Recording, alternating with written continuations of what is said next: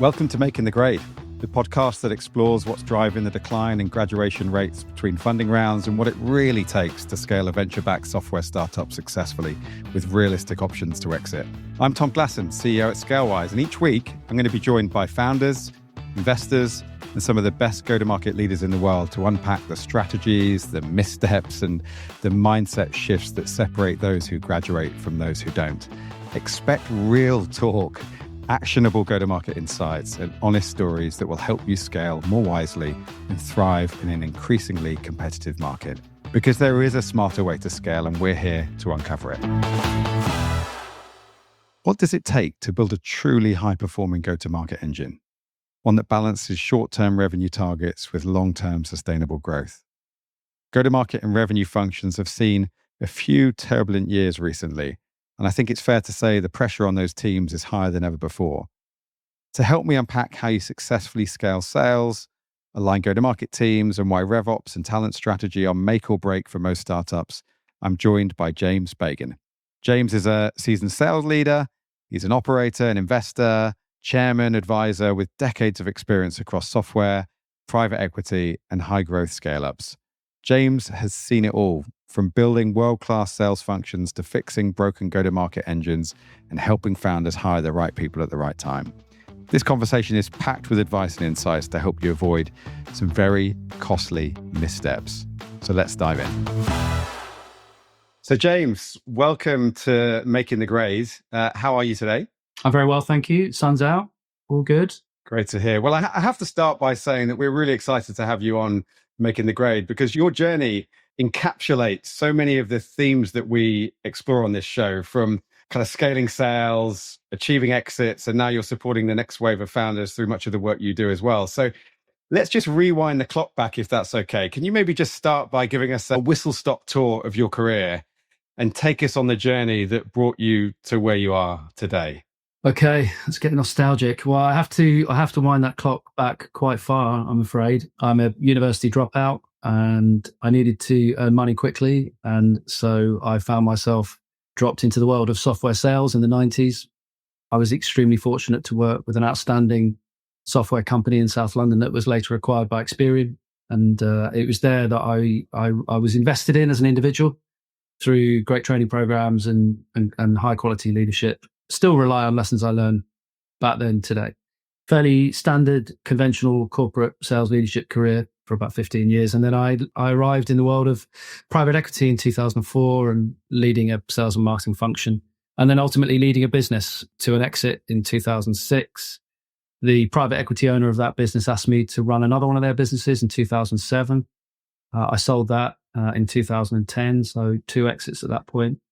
And after my 18-month earnout, I then joined the private equity firm Livybridge, UK market private equity player, as their first GTM operating partner. And I worked there for years. And that was what gave me the taste for doing advisory work and being a pluralist, working across multiple sectors and businesses and cultures, and really enjoyed it.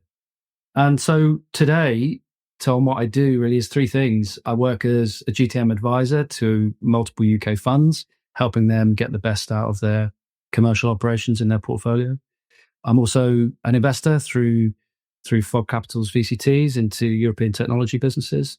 And I'm also a chair. So I chair a number of B2B businesses and have been, again, very fortunate enough to have secured another 3 exits as chair for the last few years. I guess it's also worth mentioning, I provide the GTM due diligence service for funds, and I've done over 200 assignments in the last 12 years. I've done a pretty broad range, as you can imagine. I never claimed to be the best sales guy, but I've got a pretty good perspective of what good, bad, and indifferent looks like, simply because I've surveyed so many go-to-market operations since 2012. That's it. That's me. In the work that we do with a lot of scale-ups, we're constantly observing, I suppose, just how go-to-market teams and functions are evolving, especially in response to some of the changes we're seeing in the market. Buying behaviors changing, of course, AI, pressure from investors to demonstrate ROI. But while some of the fundamentals still remain, the kind of shape of go-to-market teams, I think, has shifted, and maybe even the profile of individual that's needed has shifted. How would you say you've seen go-to-market functions change over recent years? And if at all? And what do you believe a successful team looks like in 2025, notwithstanding, the context that you outlined and not prescribing, a single solution? But yeah, what changes have you seen, and what do you think, good looks like in 2025? So I don't know about you guys, but I think one of the most rewarding things about being in sales is how the vocation itself evolves over time. I've been fascinated by that. And even now, I'm in my early 50s. I've seen so much since the early mid 90s, so much change. And I love sort of scrambling to keep up with all of the new innovations. Like particularly, and you guys would be far better acquainted with this than me, the plethora of AI tools that are now available to leadership teams to monitor and measure performance is absolutely fantastic. It's sort of bugbear for me when I was getting started out. I was in a sales team that existed before CRM. We had Salesforce automation, but before CRM. And when it came in, we were like, no, we don't have to fill this form in. And we don't, marketing on our case about source codes. And you had to have your pipeline, your forecasting system. AI can not only do a huge amount of that for you, but can also now transcribe your meeting notes. I mean, it's just amazing. So, but we'll come on to that in a second. When I started, Tom, the focus actually was on quantity, not quality. So if I think about the key measures by which me and my colleagues were appraised, it was activity. If you did the calls, you did the meetings, and you did the demos, your managers would leave you alone. And perhaps that's, from a high level view, perhaps that's the biggest change now in B2B sales, is that whilst activity is still fundamentally important, of course it is. If you don't do the meetings and the demos, then you've got a lower chance of success. But I think there's been a massive pivot away from quantity into quality, driven by things like, buyers having their inboxes just completely overloaded with sales messages, or LinkedIn just becoming a, Wild West marketplace. So yeah, definitely, it started out with activity, started out on our prospecting. Then there were loads of cool innovative, like solution selling. I remember that quite vividly, experience, trying to break down the customer problem and come back with something that solved it. More recently, then the challenger sale, which I actually loved for quite a significant part of my career. I found it extremely useful. The guys at Gazing with their mind maps, and the red to blue mindsets of muscle, something I loved all that. And then more recently, we've seen the bow tie piece from Jacko and the guys at Winning by Design. And I know, Tom, that's a methodology you're very acquainted with.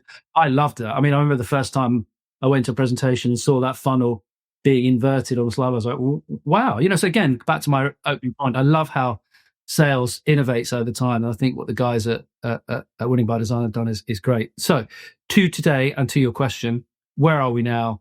So I think, as I said, we've narrowed the lens from quantity to quality.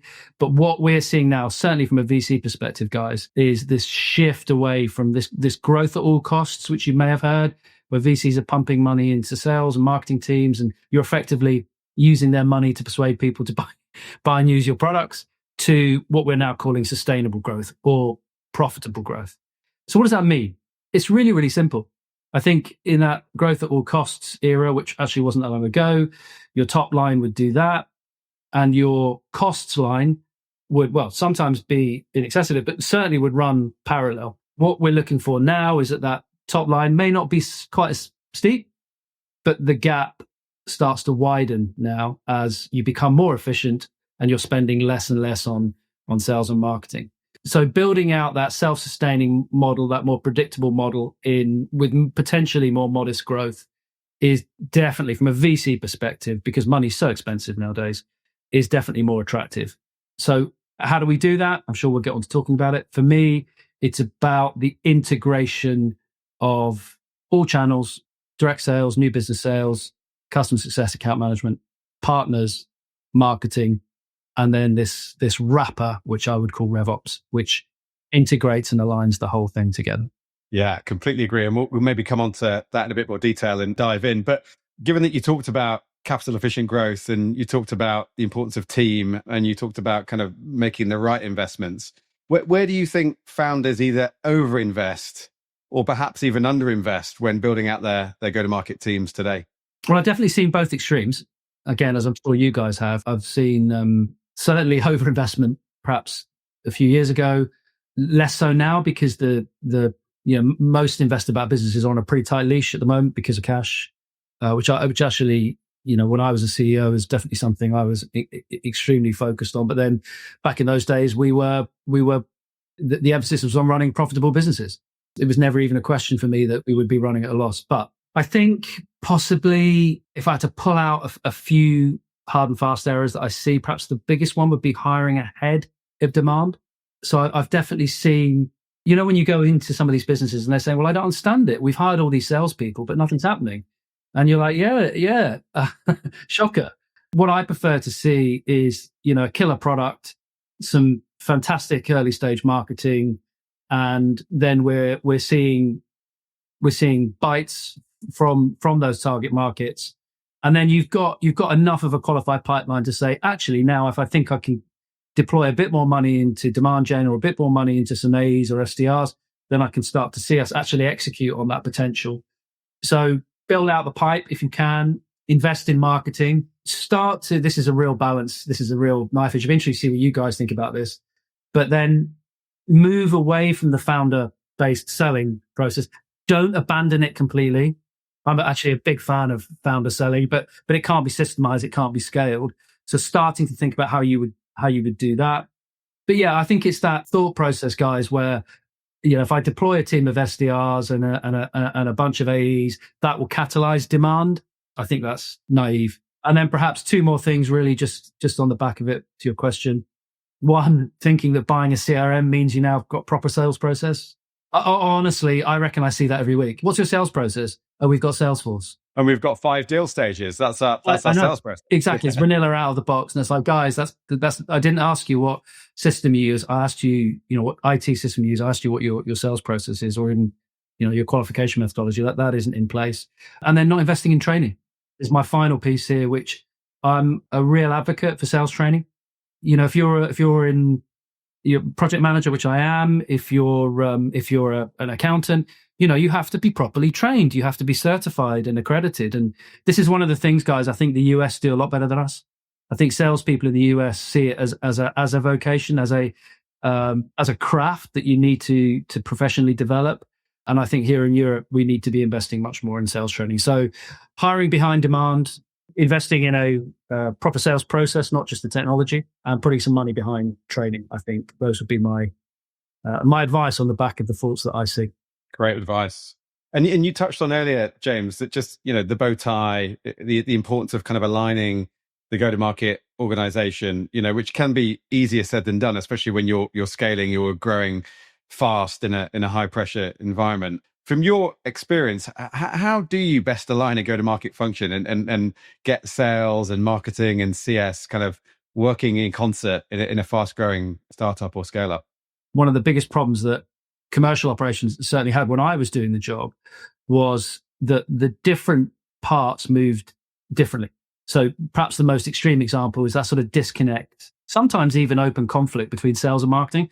That has been around longer than I've been alive. I mean, that's just a dynamic that hasn't really settled, I don't think.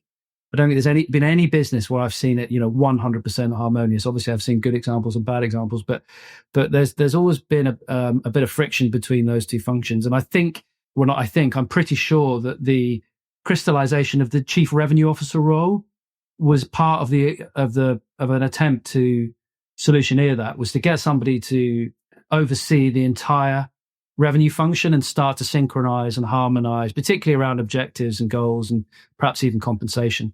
So when these chief revenue officer roles started appearing, I don't know, 5, 6, 7 years ago, whenever it was, I was actually a big fan of it. I thought that would be a sensible move. Unfortunately, what I've seen is that it rarely works in a stellar way. It definitely does work, and there are good examples. Part of the problem is that the majority of chief revenue officers are just the existing sales VP who's just got promoted. One of the businesses I chair, we've just promoted our CMO to that position. So we've actually got a marketer running the whole commercial operation. I think it's going to work because I think they are more able to look at the problems and the solutions more holistically. But that isn't actually my answer to your question. My answer to your question, Tom, is RevOps. It's RevOps. Invest in RevOps early. And I know that for some founders and CEOs at an early stage, they'll see it as an overhead because it's not quota carrying. But I am such a huge fan of RevOps. I've been completely turned onto it now. In fact, you were with me, weren't you, when we did the RevOps event last year in London, the most oversubscribed event I've ever been part of. And I think part of the reason why people were so interested in it, Tom, was because there's a bit of a misconception about RevOps. I think a lot of people pigeonhole it and say, well, it's about data, reporting, and dashboards. These are critical elements, but they're inputs and outputs. For me, the real magic in RevOps is that the role is really about alignment. It's about bringing all of the different parts of the GTM function together under one plan, under one strategy, with one method of measurement and monitoring. So I think for me, invest in it early. This is a position where you want an A player, really. If your RevOps individual is an A player, and if I can use this phrase, they have a backbone. So what you want is not just a skilled individual, but you want somebody who's got the minerals to go toe to toe with the CRO and the CEO and CFO if required. I've looked at the problem. The data's telling me this. You guys need to listen. Or salespeople aren't conforming or behaving consistently.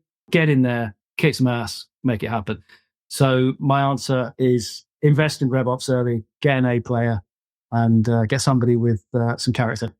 Well, James, sticking on the theme of hiring, I know one thing that we both feel strongly about is the impact of leadership on scaling success, and getting those first go-to-market hires right can either accelerate growth or actually create some really costly setbacks. And I think we've both seen that before. And for early stage founders, that's often unfamiliar territory. So they can make a lot of mistakes around hiring those first few go-to-market team members. So for any early stage founders listening, what advice do you have for them when it comes to building their go-to-market functions in those early days? So, I've talked about RevOps, I've talked about marketing, but I think possibly one other topic that's worth covering off that I think is super sound advice, and definitely something I wish somebody had said to me back in the day, would be don't sell churn. So what I mean by that is there is, as I've already alluded to, especially with early VC money, there's just this massive pressure to grow fast. And so you take any business. I've definitely done that. I've definitely been that sales guy who's sold to anyone who's shown any interest, sold vaporware, whatever it might be. But I think that does come and bite you on the butt later on. So what does that mean when I say don't sell churn? It means get your ICP right. Get your targeting and segmentation accurate. And I think if you do those things, Tom, these founders, these CEOs are much more likely to have a cohort of customers that will stay, giving you that annuity revenue. But also then, because you've got that base of happy customers in a target market, they will attract other prospects into their orbit. It just will, or at least reassure others when you're out prospecting. So get your targeting right, get your ICPs properly defined, be uncompromising about only selling within those parameters. Then invest in account management and or customer success, focusing on NRR as a key metric. I don't know about you guys, but for me, net revenue retention is right up there in terms of operational effectiveness or efficiency, with probably CAC payback. But NRR is a key metric. So we're getting that gross retention, but we're also then expanding the relationship into other areas. Why is that important? Because profit in SaaS businesses tends to come in subsequent years. It does. Well, the winning by design, the Yakko, the recurring revenue requires recurring impact. Love that. Absolutely love that. So you're delivering value throughout not just the first couple of months, but that first 12 months, and then the next 36 months to come. We completely agree, aligned with you, that RevOps needs to come in earlier than most people bring them in. What do you think is the right time? Like, how early should that be? Like, for any founders listening, like, when should they make that investment, which can sometimes feel like a tough investment to justify, as you say, because they're not quota carrying? Yeah, I'm pretty relaxed about it, actually. So I've definitely been in board meetings where the hiring, let's say it's the CCO or the sales VP or the head of marketing, whoever it is putting forward that position. And they've kind of done it kind of nervously because they know they're putting forward an overhead without a quote. And I think when people are bold and brave and they go early on RevOps, for me, it's a power move. I love it because it tells me that this is an individual who understands. I don't think you can be too early on RevOps. What you might do is you might graduate it. Tom. So you might have a relatively, excuse the term, but a relatively junior RevOps person initially, and you may then, that role may evolve, and you may get somebody senior, or maybe some of the businesses that I work with, some of the bigger ones, have got RevOps teams. They're working in different specialty areas, but actually having the function and starting to collate and analyze and provide data, I don't really think you can go too early. Without being extreme, it's clearly, day one with no data, probably not. But once you've got that data set, once it's starting to inform decision making, once it's starting to become a bit unwieldy or disconnected, I think that's when you need to bring somebody in. I've definitely heard one of the non-execs that I work with saying, I wouldn't sanction a CRM investment without a RevOps person. And I think that's a really interesting perspective. Why would you have a race car and not have a driver? And I'm kind of like, yeah, I get that, actually. That kind of makes a lot of sense to me. So maybe that's my answer, Tom. If you've got data coming in through a proper system, whatever that system is, having somebody to manage all that, I think, is the moment. Completely agree. And what we found is that those that don't invest in it early enough just end up having to unpick more data mess later down the line.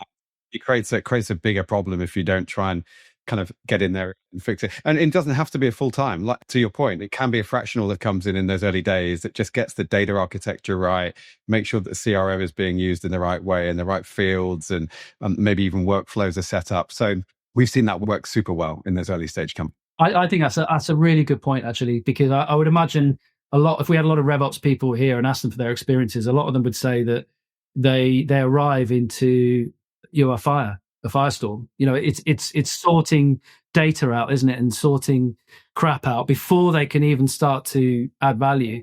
Wouldn't it be great if they could come into something that wasn't already a burning platform? So that's a great point. Yeah, just focusing on I suppose the profile of the people that we should be hiring to help us scale. And we've both seen CVs that look great on paper, but when it comes to kind of fast scaling environments, some traits become far more valuable than maybe the logos that they've got on their CV, or maybe even their tenure. It's often those unseen qualities that can define success. What traits or skills do you think are often undervalued or maybe even overlooked when hiring go-to-market talent, maybe especially when it comes to leadership positions as well? So I think this is definitely a question where the context lens applies. I mean, I think it's incumbent on professionals like you guys to really dig into what that business needs.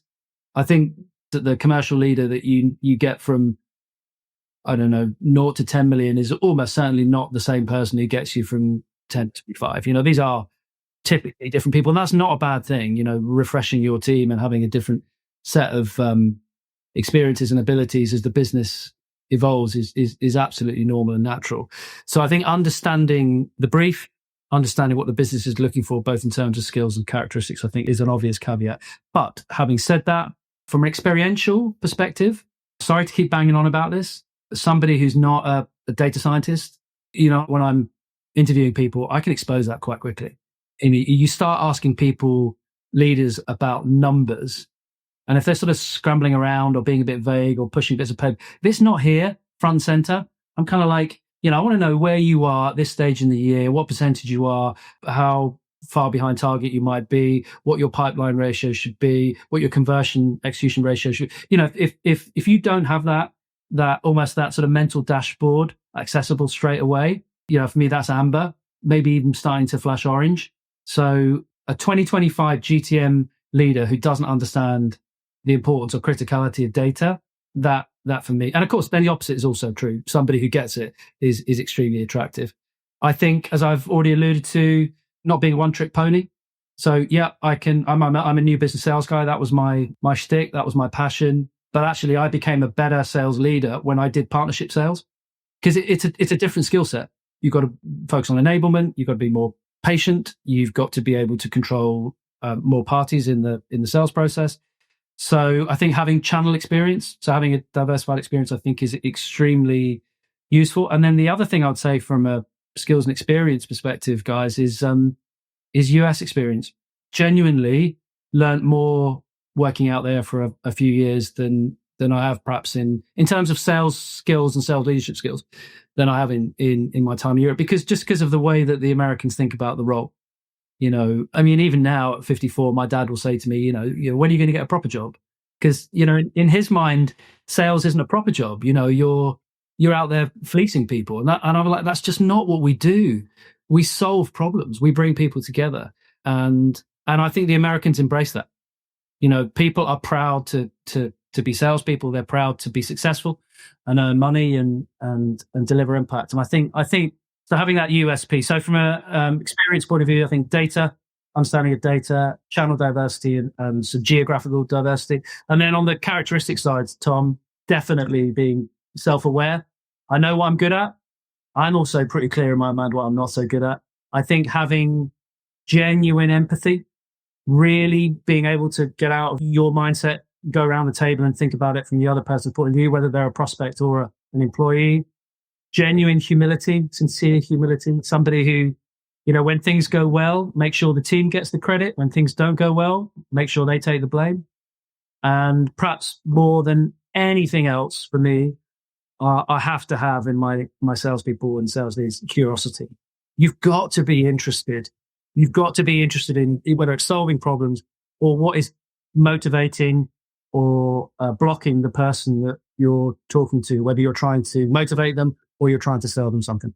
I think interims and fractionals are a key component of the GTM strategy. And I actually think particularly on sale, it's underused.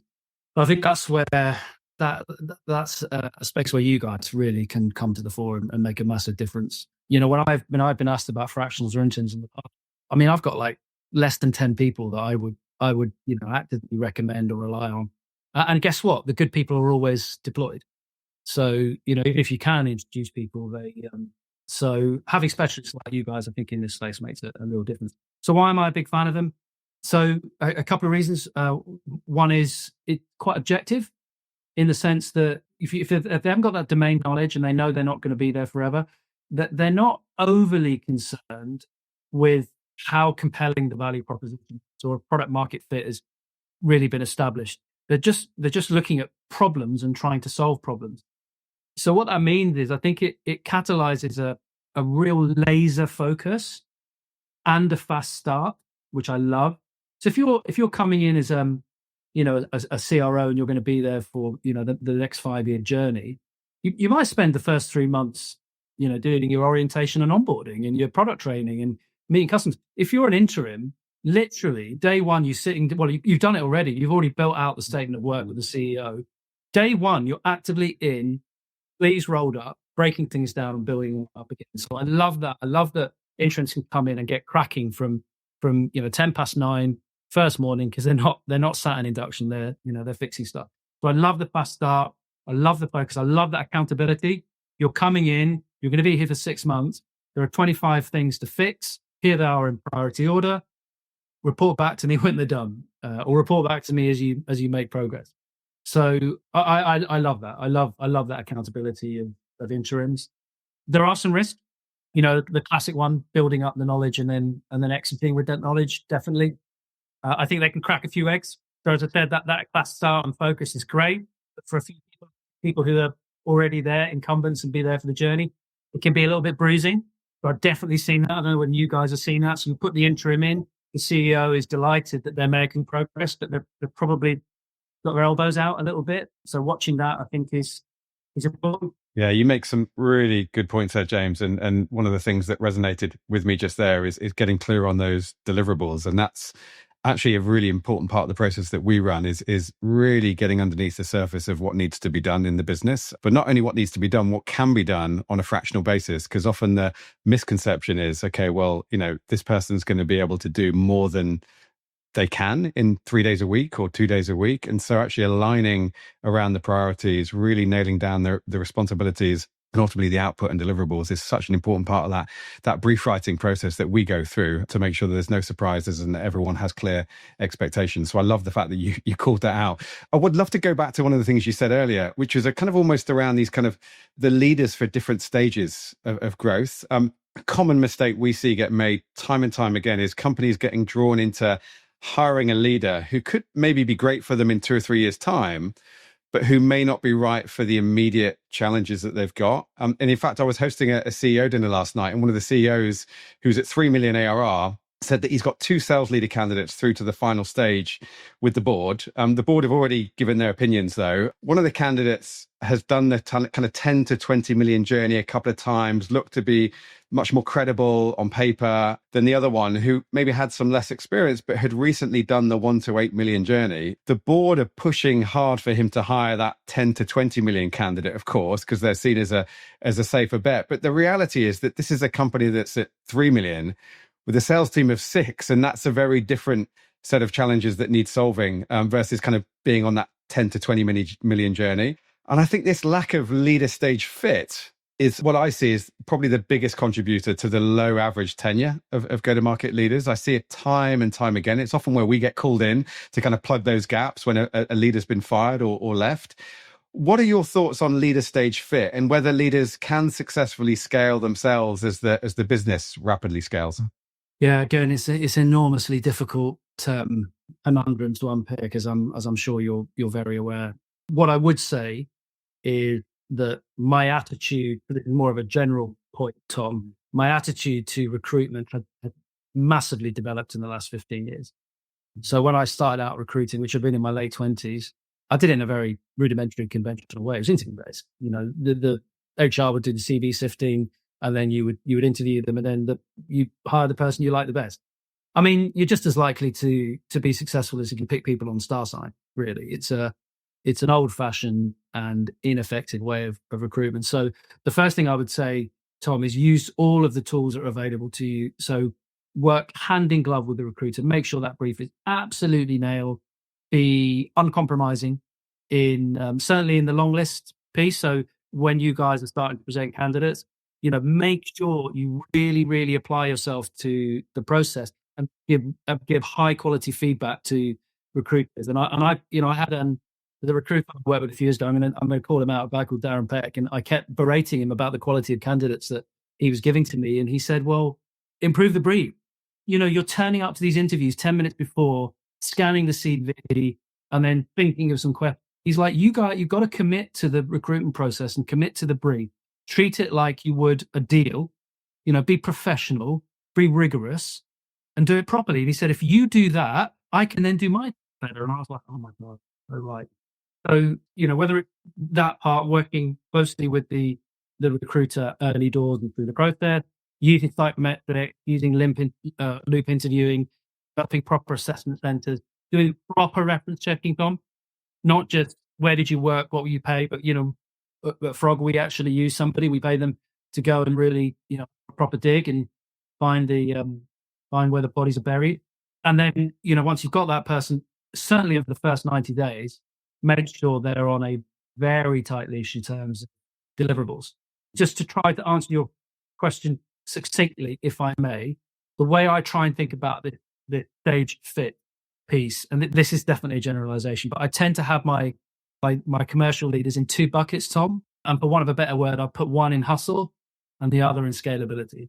You're talking to someone right now who has been and is both of those things.